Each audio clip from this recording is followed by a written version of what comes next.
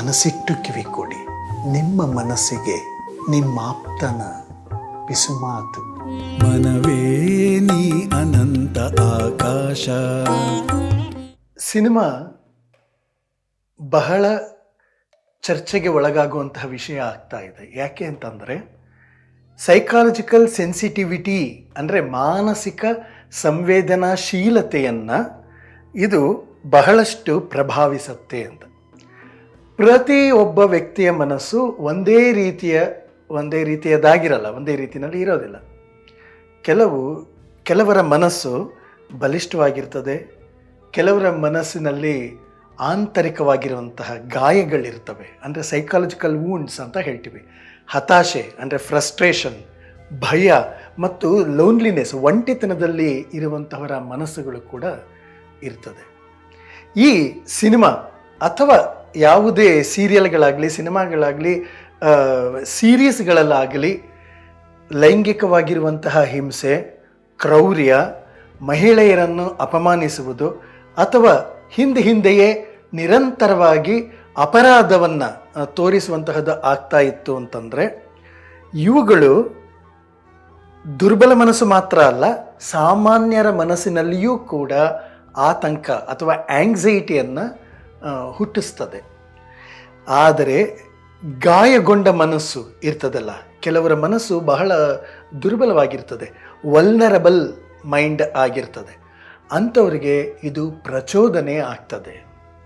ಅದರಿಂದ ಇದು ಬೇರೆ ಯಾರಿಗೋ ಕೆಲವರಿಗೆ ಅದು ಮನರಂಜನೆ ಅಂತ ಅನ್ನಿಸಬಹುದು, ಆದರೆ ಕೆಲವರಿಗೆ ಇದು ಬಹಳ ಅಪಾಯಕಾರಿಯಾಗಿರುವಂತಹ ಪ್ರೇರಣೆ ಆಗ್ತದೆ. ಸಿನಿಮಾ ಅದೊಂದು ರೀತಿಯಲ್ಲಿ ದೃಶ್ಯ, ಶಬ್ದಗಳು, ಮಾತು ಎಲ್ಲವೂ ಕೂಡ ನೇರವಾಗಿ ಪ್ರಭಾವಿಸುವಂತಹದ್ದಾಗಿರೋದ್ರಿಂದ ಅಪಾಯಕಾರಿಯಾಗಿರುವಂತಹ ಪ್ರೇರಣೆಗಳಾಗ್ತದೆ. ಹಾಗಾಗಿ ಇದನ್ನು ತಿಳಿದುಕೊಳ್ಳುವಂತಹ ಜವಾಬ್ದಾರಿ, ಇದು ಸೋಷಿಯಲ್ ರೆಸ್ಪಾನ್ಸಿಬಿಲಿಟಿ ಮತ್ತು ಸೈಕಾಲಜಿಕಲ್ ಅವೇರ್ನೆಸ್ ಇವೆರಡೂ ಇರುವಂತಹದ್ದಾಗಿರಬೇಕು. ಈ ಫಿಲ್ಮ್ ಮೇಕರ್ಸ್ಗಳಿಗೆ ಬಹಳ ಇಂಪಾರ್ಟೆಂಟಾಗಿ ತಿಳ್ಕೊಳ್ಬೇಕಾಗಿರುವಂಥದ್ದು ಏನು ಅಂತಂದರೆ, ನಮ್ಮ ಸಿನಿಮಾಗಳು ಎಮೋಷನಲ್ ಇಂಪ್ಯಾಕ್ಟ್ ಅಂದರೆ ಭಾವನಾತ್ಮಕವಾದಂತಹ ಪ್ರಭಾವವನ್ನು, ಪರಿಣಾಮವನ್ನು ಅವರ ಮನಸ್ಸುಗಳ ಮೇಲೆ ಬೀರ್ತದೆ ಅಂತ. ಯಾಕೆ ಅಂತಂದರೆ ಮನಸ್ಸಿನ ಮೇಲೆ ಅವು ವಿಚಾರಕ್ಕೆ ಪ್ರಚೋದನೆಯನ್ನು ಕೊಡುವಂಥದ್ದಲ್ಲ, ಅವುಗಳು ಭಾವನೆಯನ್ನೇ ಮತ್ತೆ ಹಿಂಸೆ, ಲೈಂಗಿಕ ದೃಶ್ಯಗಳು ಮತ್ತು ದ್ವೇಷದಿಂದ ಕೂಡಿರುವಂತಹ ಪಾತ್ರಗಳು ಇವುಗಳನ್ನೆಲ್ಲ ನೋಡ್ತಾ ಇದ್ದಾಗ ಸಹಜವಾಗಿಯೇ ಅವರಲ್ಲಿರುವಂತಹ ಕೇಡಿನ ಭಾವನೆ ಅಥವಾ ಅಸೂಯೆ, ಕೋಪ, ರೋಷ, ದ್ವೇಷ ಇವುಗಳಿಗೆ ಪ್ರೇರಣೆ ಸಿಗ್ತಾ ಹೋಗ್ತದೆ. ಎಂಪತಿ ಕಡಿಮೆ ಆಗ್ತದೆ, ಅಂದರೆ ಸಹಾನುಭೂತಿ, ಕಂಪ್ಯಾಷನ್, ಪರಾನುಭೂತಿ. ಒಬ್ಬರನ್ನ ನೋವನ್ನು ತಾವು ಅವ್ರ ಜಾಗದಲ್ಲಿ ನಿಂತ್ಕೊಂಡು ನೋಡೋವಂಥದ್ದು ಅಲ್ಲಿರೋದಿಲ್ಲ. ಈ ನೋವು ಅಂತ ಅನ್ನೋದನ್ನೇ ಜನರಲೈಸ್ ಮಾಡ್ಕೊಂಬಿಡ್ತಾರೆ, ಅಂದರೆ ಸಾಮಾನ್ಯ ಅಂತ ಅನಿಸೋದಕ್ಕೆ ಶುರುವಾಗುತ್ತೆ. ಮತ್ತು ದುಃಖದ ಮೇಲೆ ನಿರ್ಲಕ್ಷ್ಯ ಬರ್ತಾ ಹೋಗ್ತದೆ. ಇದನ್ನು ನಾವು ಸೈಕಾಲಜಿನಲ್ಲಿ ಎಮೋಷನಲ್ ನಂಬಿಂಗ್ ಅಂತ ಕರಿತೀವಿ. ಈ ನಂಬಿಂಗ್ ಅಂತಂದರೆ ಭಾವನಾತ್ಮಕವಾಗಿ ಅವರು ಜಡವಾಗುವುದು, ಇನ್ಸೆನ್ಸಿಟಿವ್ ಆಗುವುದು. ಇದರಿಂದ ಯಾರು ವಿಕ್ಟಿಮ್ ಆಗಿರ್ತಾರೋ, ಬಲಿಯಾದವರ ನೋವು ಅರ್ಥವಾಗೋದಿಲ್ಲ. ಕಂಪ್ಯಾಷನ್ ಅಥವಾ ಸಹಾನುಭೂತಿ ನಿಧಾನವಾಗಿ ಸಾಯ್ತಾ ಹೋಗುತ್ತೆ. ಇದೊಂಥರ ಸಹಜವಾದದ್ದು ಅನ್ನೋ ರೀತಿಯಲ್ಲಿ ಭ್ರಮೆ ಬರ್ತಾ ಹೋಗ್ತದೆ. ಇದು ವ್ಯಕ್ತಿಯ ಮನಸ್ಸಿಗೆ, ಅಂದರೆ ಮನಸ್ಸಿನ ಆರೋಗ್ಯಕ್ಕೆ ಮತ್ತು ಸಮಾಜಕ್ಕೆ ಅತ್ಯಂತ ಅಪಾಯಕಾರಿಯಾದ ಲಕ್ಷಣ. ಅದು ಎಮೋಷನಲ್ ನಂಬಿಂಗ್ ಅಥವಾ ಭಾವನಾತ್ಮಕವಾದಂತಹ ಜಡತೆ. ಇನ್ನು ಫಿಲ್ಮ್ ಮೇಕರ್ಸ್ಗಳು ಯೋಚನೆ ಮಾಡಬೇಕಾಗಿರೋದೇನು ಅಂತಂದರೆ ಕಲೆಕ್ಟಿವ್ ಕಾನ್ಷಿಯಸ್ನೆಸ್ ಬಗ್ಗೆ, ಅಂದರೆ ಸಾಮೂಹಿಕವಾಗಿರುವಂತಹ ಮನೋಪ್ರಜ್ಞೆಯ ಬಗ್ಗೆ ಕೂಡ ಅವರು ಆಲೋಚನೆಗಳನ್ನು ಮಾಡಬೇಕು. ಸಮಾಜದ ಮನಸ್ಸು ಅಂದರೆ ಕಲೆಕ್ಟಿವ್ ಮೈಂಡ್ ಅದು ವ್ಯಕ್ತಿಗಳ ಮನಸ್ಸಿನಿಂದ ನಿರ್ಮಾಣ ಆಗುತ್ತದೆ. ಎಲ್ಲರೂ ಒಂದೇ ತರಹದ ವಿಷಯಗಳನ್ನು ಬಹಳಷ್ಟು ಜನ ನೋಡ್ತಾ ಇದ್ದಾಗ ಆ ವಿಷಯಗಳು ಸಾಮಾನ್ಯವಾಗತ್ತೆ. ಅಂದರೆ ಅಪರಾಧಗಳು ಸಾಮಾನ್ಯವಾಗ್ತದೆ. ಲೈಂಗಿಕ ಶೋಷಣೆ ಅನ್ನೋದೇ ಕಥೆಯ ಭಾಗ ಆಗಿರುತ್ತೆ. ಹಿಂಸೆ ಅನ್ನೋದು ಆ ಕಥೆಯ ಕೇಂದ್ರ ಆಗ್ತದೆ, ಅದೇ ಹೀರೋ ಆಗ್ತದೆ. ಯಾವ ಹೀರೋ ಆದ್ರೂ ಹಿಂಸೆಯನ್ನು, ಸೆಕ್ಸ್ ಆ್ಯಂಡ್ ಕ್ರೈಮ್, ಲೈಂಗಿಕತೆ ಅಂದರೆ ಲಸ್ಟ್, ನಾನು ಹೇಳ್ತಾ ಇರೋದು ಕಾಮುಕತೆ, ಈ ಕಾಮುಕತೆ ಮತ್ತು ಕ್ರೌರ್ಯ ಇವೆರಡೂ ಕೂಡ ಹೀರೋಗಳ ಭಾಗ ಆದಾಗ ಅವುಗಳೇ ಹೀರೋಯಿಸಮ್ ಆಗ್ತದೆ. ಇದು ಕಲೆಕ್ಟಿವ್ ನಾರ್ಮಲೈಸೇಷನ್, ಸಾಮಾನ್ಯೀಕರಿಸುವುದು, ಸಂಕಲಿತವಾಗಿ ಸಾಮಾನ್ಯೀಕರಿಸುವುದು. ಅದರ ಪರಿಣಾಮವಾಗಿ ಅಪರಾಧದ ಮೇಲೆ ಸಮಾಜದ ಪ್ರತಿಕ್ರಿಯೆಯೇ ದುರ್ಬಲವಾಗ್ತಾ ಬರ್ತದೆ. ಈಗ ಸಮಾಜದ ಪ್ರತಿಕ್ರಿಯೆ ಯಾವಾಗಲೂ ಕೌಂಟ್ ಆಗ್ತದೆ, ಜನಾಭಿಪ್ರಾಯ ಮತ್ತು ಜನರ ಪ್ರತಿಕ್ರಿಯೆ, ಆದರೆ ಅದೇ ದುರ್ಬಲ ಆಗ್ತದೆ. ಇದೆಲ್ಲ ಆಗ್ತಾನೇ ಇರತ್ತೆ ಅನ್ನುವಂತಹ ಅಸಡ್ಡೆ ಬರ್ತಾ ಹೋಗ್ತದೆ. ಮತ್ತು ತಪ್ಪು ಸರಿ, ಅಗತ್ಯ ಅನಗತ್ಯ, ಮೌಲ್ಯ ಮತ್ತು ಮೌಲ್ಯವಿಲ್ಲದೇ ಇರೋದು, ನೈತಿಕ ಮತ್ತು ಅನೈತಿಕ, ಈ ಎರಡರ ನಡುವಿನ ಗಡಿ ಮಸುಕಾಗ್ತಾ ಹೋಗ್ತದೆ. ಇದು ಕೇವಲ ಸಿನಿಮಾದ ಸಮಸ್ಯೆ ಅಲ್ಲ, ಇದು ಸಂಪೂರ್ಣವಾಗಿ ಸಾಮಾಜಿಕ ಮನಸ್ಸಿನ, ಅಂದರೆ collective mind of the society, ಅದರ ಆರೋಗ್ಯದ ಪ್ರಶ್ನೆ.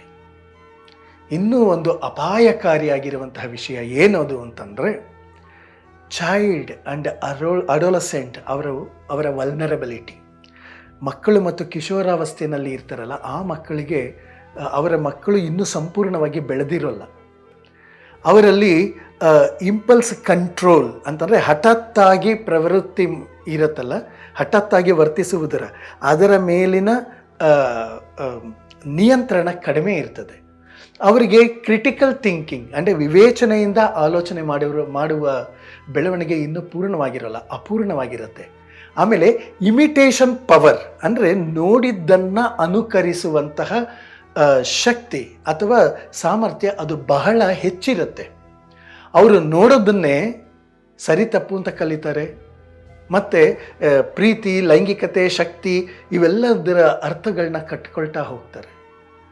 ಅಂದರೆ ಏನಾಗತ್ತೆ ಅಂತಂದರೆ, ಕಾಮವನ್ನು ಪ್ರೇಮ ಅಂತ ಅಂದುಕೊಳ್ಳೋದು, ಅಗ್ರೆಸಿವ್ ಆಗಿರೋದು, ಒಂದು ರೀತಿಯಲ್ಲಿ ಜೋರಾಗಿರೋದು, ಭಯಂಕರವಾಗಿ ವರ್ತಿಸೋದು ಪುರುಷತ್ವ ಅಂತ ಅಂದ್ಕೊಳ್ಳೋದು. ಅಂದರೆ ಅಗ್ರೆಷನ್ ಈಸ್ ಮಸ್ಕ್ಯುಲಿನಿಟಿ ಅಂತ ಅಂದ್ಕೊಳ್ಳೋದು. ಆಮೇಲೆ ಡಾಮಿನೆನ್ಸ್ ಅಂದರೆ ಬೇರೆಯವ್ರನ್ನ ತಮ್ಮ ಅಧೀನದಲ್ಲಿ ಇಟ್ಕೊಳ್ಳೋದು, ಇದನ್ನು ಅವರು ಆಕರ್ಷಣೆ ಅಂತ ತಿಳ್ಕೊಳ್ತಾ ಹೋಗ್ತಾರೆ.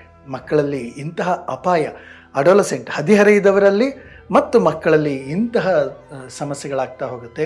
ಹೀಗಾಗಿ ತಪ್ಪು ಕಲಿಕೆ ಆಗ್ತಾ ಹೋಗುತ್ತೆ. ಪರಿಣಾಮವಾಗಿ ಮಕ್ಕಳು ಗೊಂದಲದಲ್ಲಿ ಬೀಳ್ತಾರೆ. ಅಡೋಲಸೆಂಟ್ ಹದಿಹರೆಯದವರಲ್ಲಿ ಅತಿರೇಕದ ವರ್ತನೆಗಳು ಕಾಣಿಸ್ತದೆ. ಚೆನ್ನಾಗಿ ನೆನಪಿರಲಿ, ಅವರು ಶಾಲೆಯ ಅವಧಿಯಲ್ಲೇ ಪ್ರೀತಿ ಪ್ರೇಮಗಳನ್ನು ಮಾಡೋದು, ಗುಂಪು ಘರ್ಷಣೆಗಳನ್ನು ಮಾಡೋದು, ಮತ್ತು ಸೇಡನ್ನು ತೀರಿಸಿಕೊಳ್ಳೋದು, ಈ ರೀತಿಯೆಲ್ಲ ಮಾಡ್ತಾ ಹೋಗ್ತಾರೆ. ಅವರ ಭವಿಷ್ಯದ ಸಂಬಂಧಗಳು ಕುಟುಂಬದ ಜೊತೆಗೆ ಮತ್ತು ಸಮಾಜದ ಜೊತೆಗೆ ವಿಷಕಾರಿಯಾಗಿರುತ್ತೆ. ಇದು ಮಕ್ಕಳಿಗೋಸ್ಕರ ಅಲ್ಲ ಅಂತ ಅನ್ನೋದೊಂದು ಟ್ಯಾಗ್ಲೈನ್ ಹಾಕ್ಬಿಟ್ರೆ ಆಗೋದಿಲ್ಲ. ಅವರು ನೋಡ್ತಾರೆ ಮತ್ತು ಕಲಿತಾರೆ. ಇನ್ನು ಮುಂದುವರೆದು ಹೋಯಿತು ಅಂತಂದರೆ, ಕಲ್ಚರಲ್ ಕಂಡೀಷನಿಂಗ್ ಅಂತನ್ನುವಂತಹ ಒಂದು ಸೂಕ್ಷ್ಮತರವಾದಂತಹ ವಿಷಯ ಇದೆ. ಅದೇನದು ಅಂತಂದರೆ, ಸಾಂಸ್ಕೃತಿಕವಾಗಿ ಮನಸ್ಸನ್ನು ರೂಪಿಸಿಕೊಳ್ಳುವುದು. ಸಿನಿಮಾ ಕೇವಲ ಕತೆ ಹೇಳೋದಲ್ಲ, ಅದು ಒಂದು ಸಂಸ್ಕೃತಿಯನ್ನು ರೂಪಿಸ್ತದೆ. ಈಗ ಬಂಗಾರದ ಮನುಷ್ಯ ಸಿನಿಮಾ ನೋಡಿದಾಗ ಎಷ್ಟೋ ಜನ ಹಳ್ಳಿ ಬಿಟ್ಟು ಹೋದವರು ರಾಜೀವ್ನಂತೆ ಅವರು ವಾಪಸ್ಸು ಹಳ್ಳಿಗಳಿಗೆ ಮರಳಿದಂತಹ ಸಂಸ್ಕೃತಿಯನ್ನು, ಮಣ್ಣಿನ ಸಂಸ್ಕೃತಿಯನ್ನು ಅದು ತೋರಿಸ್ತು.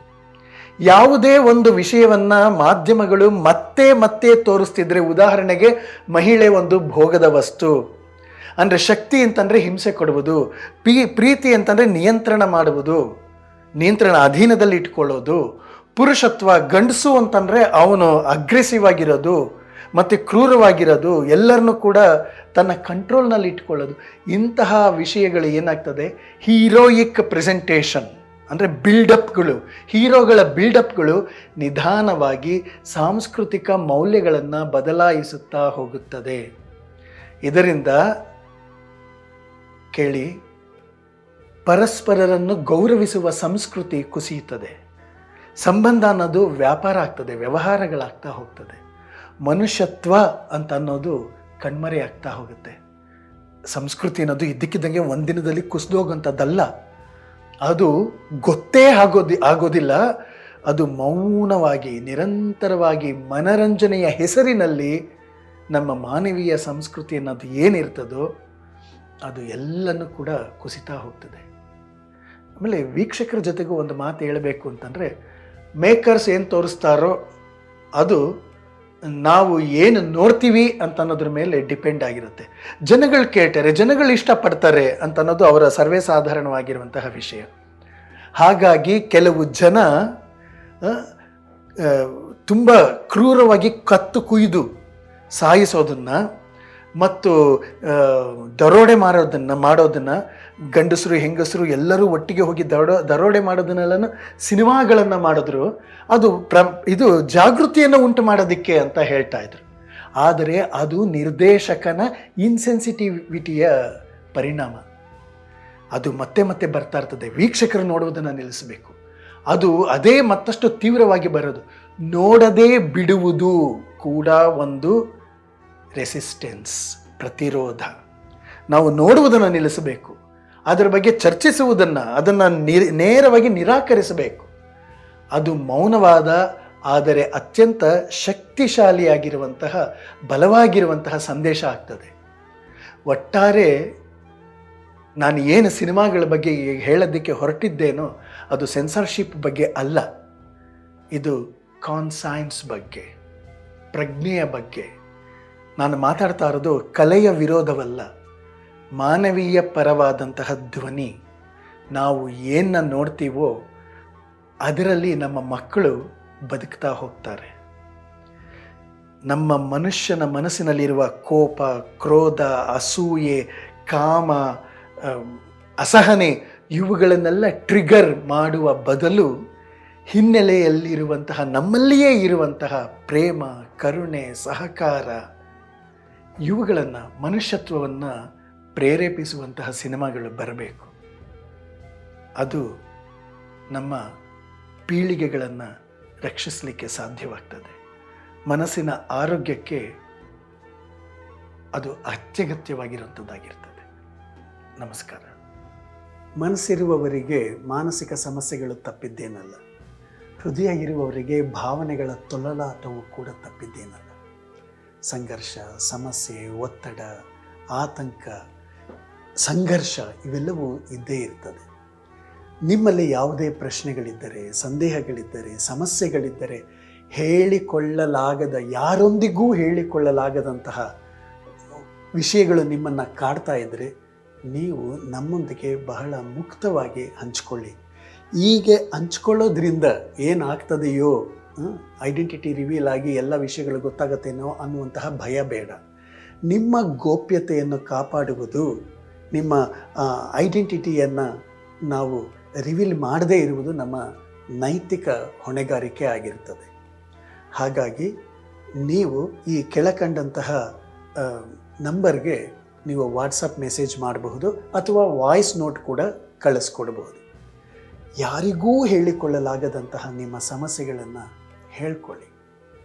ನಿಮ್ಮ ಬಗ್ಗೆ ಆಗಲಿ, ನಿಮ್ಮ ಸಂಬಂಧಗಳ ಬಗ್ಗೆ ಆಗಲಿ, ಅಥವಾ ನಿಮ್ಮ ಮನೆಯವರ ಮಕ್ಕಳ ಬಗ್ಗೆ ಆಗಲಿ, ಯಾವುದಾದ್ರೂ ಸರಿಯೇ.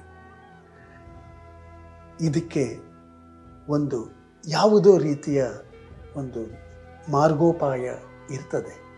ಸಾಧ್ಯವೇ ಇಲ್ಲ ಅಂತ ಅನ್ನುವಾಗ ಡೆಡ್ ಎಂಡ್ ಅಂತ ಏನು ಇರೋದಿಲ್ಲ, ಬೇರೆ ಕಿಟಕಿಗಳು ತೆಗೆದಿರ್ತವೆ.